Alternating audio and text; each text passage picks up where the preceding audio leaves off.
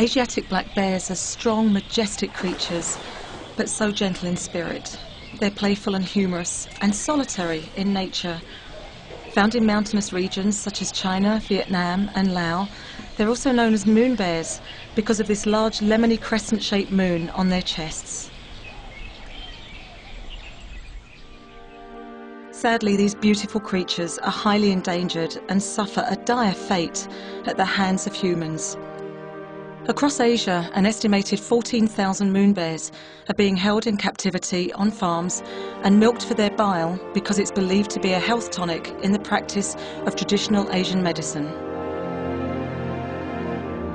Kept in cages like this, they're starved and dehydrated. They're drugged, restrained, and have their abdomens jabbed with unsterilised 4-inch needles until their gallbladders are punctured to release their bile. Others are milked through open, infected abdominal wounds or rusty catheters. And they're pumped full of antibiotics and other drugs just to keep them alive.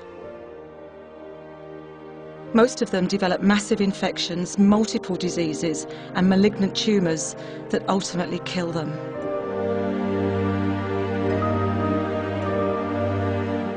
Bear farming has the worst level of animal cruelty and the most animal welfare issues of anything that I've ever seen or experienced. Some of these bears stay in cages for up to 30 years and they're crushed and can't even turn around. There's no way that any other species would be able to survive this level of cruelty, and it's only because of the stoic nature of bears that people are able to exploit them in this inhumane manner. Bears on farms suffer beyond any comprehension. They don't even get the dignity of euthanasia at the end of their lives. When their bodies are exhausted and they can no longer produce bile because they're riddled with disease, they're not even given the dignity of humane euthanasia. These animals are left to suffer, to starve, and die of dehydration. And we've seen this many times. The most dramatic was probably in 2008 with a bear that we called Peace.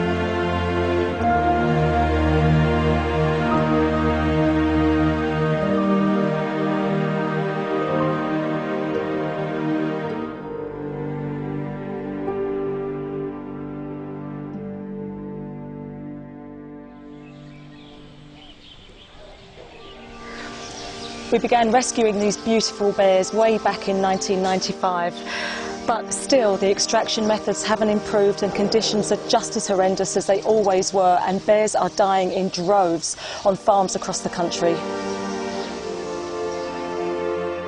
Our latest rescue in China in April this year showed us again the horrible truth of bear farming.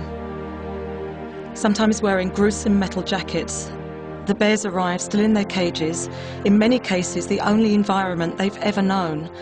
They're often suffering from wounds to their snouts, their teeth are worn away or are shattered from biting at the cage bars, and their feet are cracked and rotting, having never felt the earth beneath them. Many have paws or even whole limbs missing from having been trapped in the wild, using heavy, spring-loaded steel traps that crush and shatter their bones. Once freed from their cages, they're taken immediately to our hospital for examination and surgery by our specialist veterinary team. Over the years, we've seen bears that we've loved, respected, and tried so hard to save, losing the battle, losing their lives in this hideous trade. Bears like Chengdu Truth and Kiki, who were among 28 bears delivered to our door in March 2008.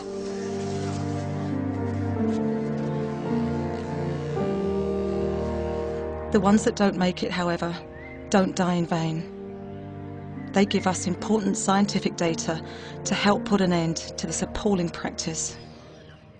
The ones that pull through face a long road of rehabilitation and socialisation, and learning to trust humans is often the first step.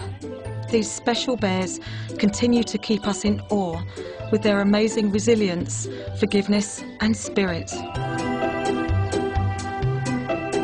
Bears like our gorgeous blind Wilfred. How he ever lived with that awful infected fistula, his blindness and paralysis, we'll never know. But here he is today, exploring his world and a true ambassador for the ones left behind. Rupert, our brain-damaged bear, who loved playing with little Francie until she passed away in October 2009, here today, living in the serenity of our special care enclosure. And handsome Quantock, who arrived having rubbed his face so severely on the bars of his cage that his fur will no longer grow back. The worst part about this appalling trade, this disgusting industry, is that bear bile is completely unnecessary. There are over 54 different herbal alternatives and man-made synthetics which take its place. No one is going to die for the lack of bear bile. Animals Asia has spent the last 5 years conducting important research with Chinese scientists on the effectiveness of herbal alternatives to bear bile. 虽然熊胆用了2000多年啊，那么从我们的研究来看呢，其实更常用的还是一些植物药，而不是动物药啊。那么在熊胆同样功效的这一类药里边，像同样属于清热解毒药里边，像我们研究的黄连啊、黄芩、黄白这一类药呢，一般来讲呢，比熊胆的保肝、抗肿瘤啊，还有在心血管方面、神经系统方面的效果都更好、更直接。 而且呢，它是植物药，没有什么副作用。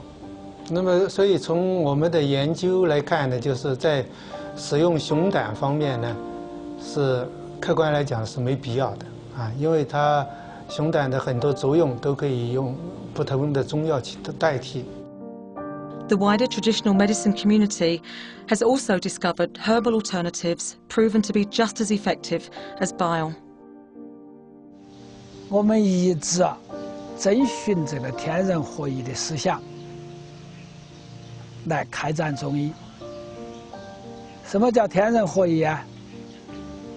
就是人跟自然有密切的关系，也可以说人和自然是统一和谐的。啊，不熊取胆或者是养熊取胆，我认为这都是不好的。 这既是违反我们天人合一的观点，还有可以代替它的，没有必要用熊胆。不但我没用过熊胆，据我所知道的，我所接触的那些中医界的朋友们，他们也几乎没用过熊胆。 And there is growing support for our work in the broader community in China to end bear farming and to only use products that heal without harm.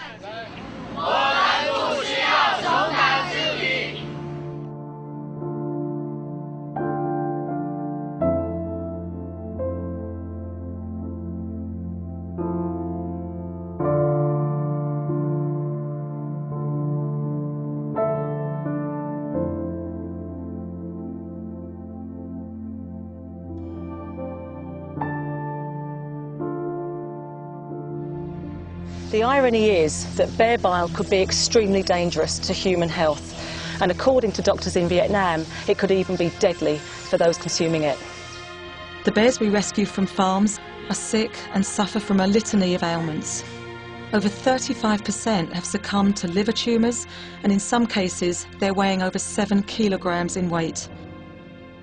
Bile taken from these extremely sick bears is mixed with blood, pus, urine and even faeces, and is collected in unsterilised basins. I've operated on hundreds of bears that are rescued from bear bile farms, and the level of disease that these animals suffer is unimaginable. They suffer from liver cancer, gallbladder cancer, heart disease and hundreds of other metabolic conditions. The bile that comes out of these animals is just disgusting. It's normally thick, bloody, infected, full of pus and has really no medicinal value that I can perceive at all. I think anybody that's taking bile from such a diseased and infected animal is really putting their own health at risk.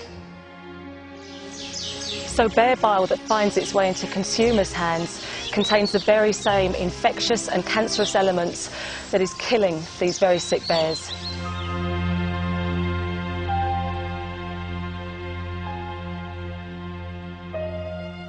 At last, after so many years, thank goodness we have the attention of the Chinese and the Vietnamese governments who share our concerns, not just for the health of the people, but for the welfare of the bears too.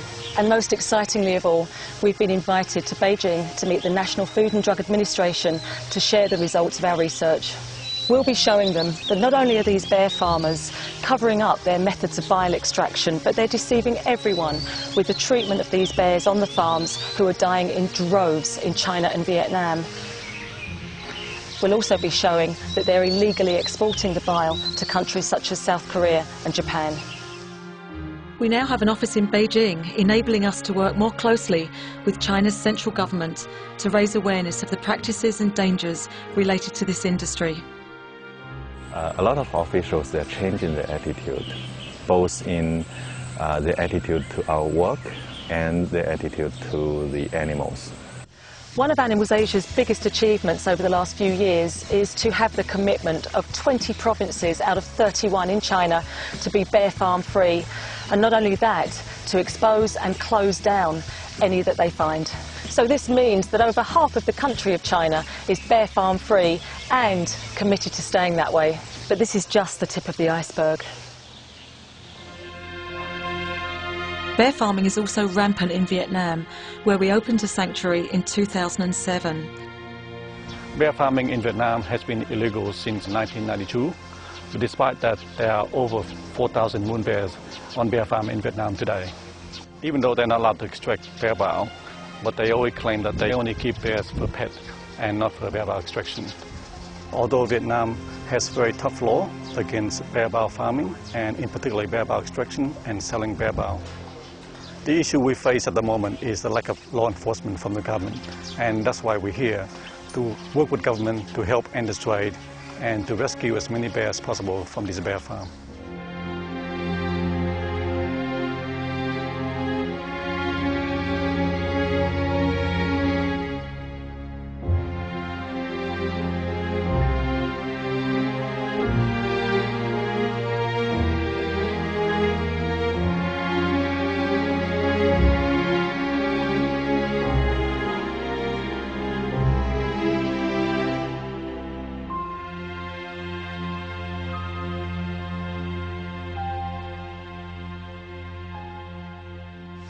Animals Asia is working in collaboration with the Vietnamese government to rescue these bears and bring bear farming to an end.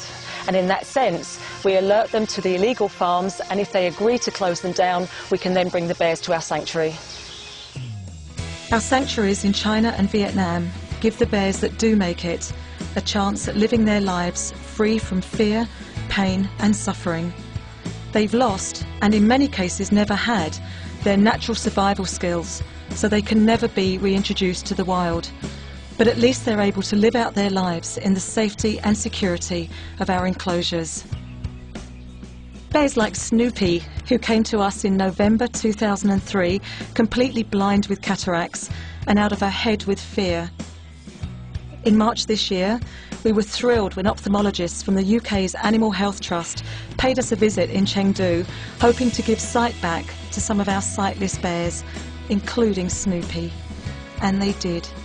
Today, Snoopy has her vision back, and here this amazing bear is obviously moving her eyes towards things like food, which she can very clearly see. And Jasper, one of our favourites. Jasper lived in a cage like this for 15 years, and a decade later, he's the most gentle and forgiving animal on the planet.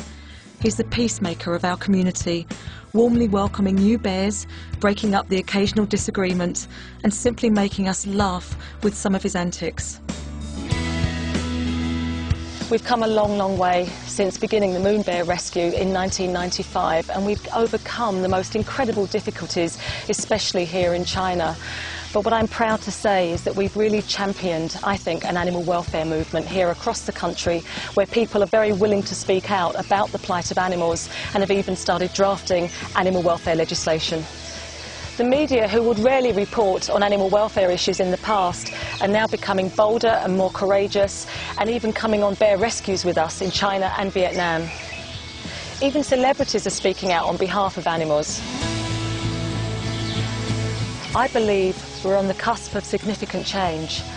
We have a long-term strategic plan in place, our programs are working, and we will bring bear farming to an end. I'm very positive that bear farming will be ended soon in China.